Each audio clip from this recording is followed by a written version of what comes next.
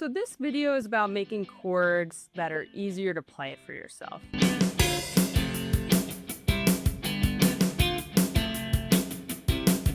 And the idea sits right in the middle of beginner and more advanced playing, and that's exactly why it's such a powerful technique.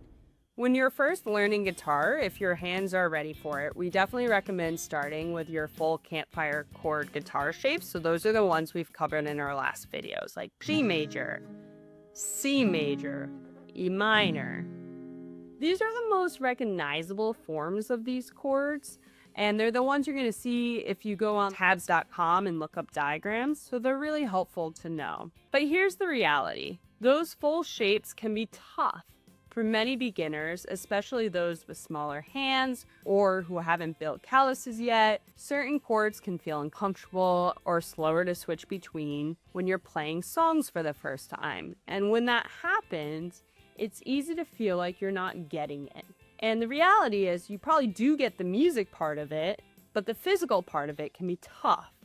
And that's where learning smaller chord shapes come in. Often these smaller shapes are what we call triads, but they're not necessarily. A triad is a simplified version of chord, usually just the 1, 3, and 5, so they're just 3 notes.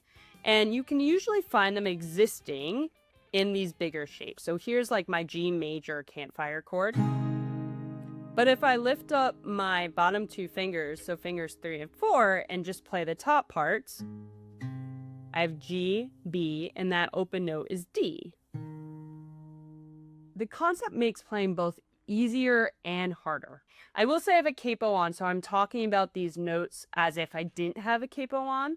The reason I have a capo on is I want to demonstrate how you can use this in a song, and the original key is up a half step from where I would be just playing open shapes. So the concept of just playing a few notes at once is easier physically, right?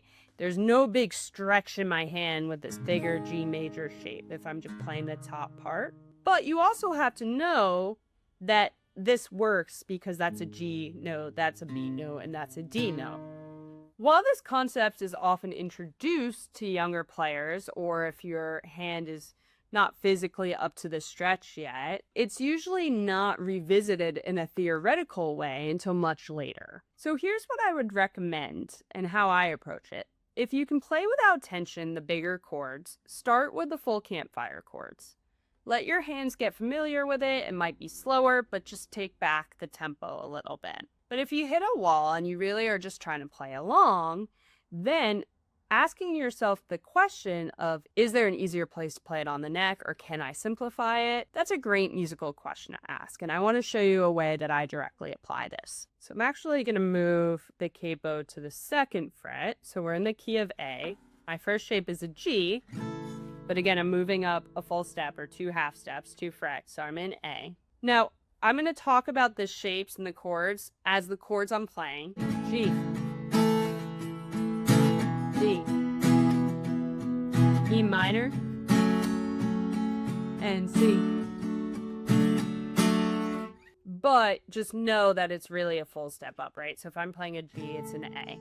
Now here's a direct application of how I'm thinking about this. So I was playing 18. White lips, pale face, breathing in snowflakes. Which, upon first look, is actually a fairly easy song to play. It's all Campfire chords. You have G,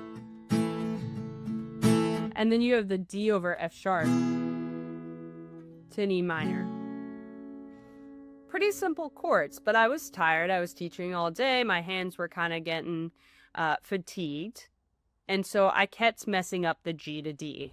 White lips, pale face, breathing in snowflakes. That's a pretty quick transition too. D over F sharp to E. Bunch of G's to D over F sharp to a quick E minor. Not hard stuff, but after a while, it can feel like a lot. So instead of going white lips, pale face, breathing in snowflakes, again, white lips, pale face, breathing in snowflakes. And you can see even there, like, I'm practicing it and kind of not getting where I want to be quick enough. If I had the time, I'd put a metronome on, I'd practice it. But here's a way I broke it down simpler. I had the white lips, G. White lips, pale face, breathing in. Now it's a D over S sharp, right? And so I knew if I played the S sharp, which is a half step back from G, and I had an open A string and a D string, that would give me an F sharp over D, just those first 3 strings with one finger, and I just didn't strum all the way down. White lips, pale face, even in snow. That works. And I only have to worry about one finger instead of wrapping my whole thumb around and getting that transition. Made it a little simpler. White hips, pale face, breathing in snowflakes. And then I just drop my finger to that E minor shape. Much easier. Now, should I work on it so the timing is better? White lips, pale face, breathing in snowflakes. Yeah, of course I should. I should feel more comfortable with that, put on a metronome, practice it. But the reality was my hands were feeling a little fatigued at the time. I was in a lesson. I had to kind of play for the student. And so instead of saying, oh man, I'm not getting this, I thought theoretically about what notes were accessible to me in an easier way. White lips, pale face, breathing in snowflakes, earth lungs. And then here's another example, right? So I played this version of C instead of this version of C. Sour taste. And then I'm really just moving 2 fingers. Sour taste. And now I have a much simpler song to play. White lips, pale face, breathing in snowflakes, earth lungs, sour taste.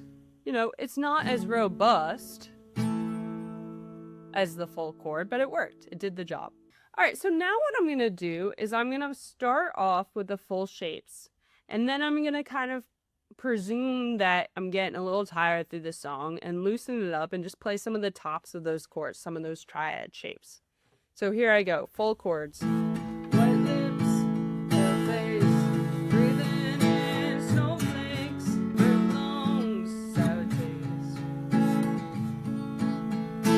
Lights gone, gazing, struggling, I'm tearing, long nights, strange men. And, you know, it adds some variety anyway to mix it up. Go to verse 2, same chords. I'm skipping a bunch in between so you can see variation. Rip gloves, rainbow, try to swim and stay afloat, dry house, white clothes. Loose change, windows, weary eyes, dry thrown, no girl, no phone. So there's a variation where I played the full chords in the beginning and then just played the tops as I got lazier through the verse. Hope that helped.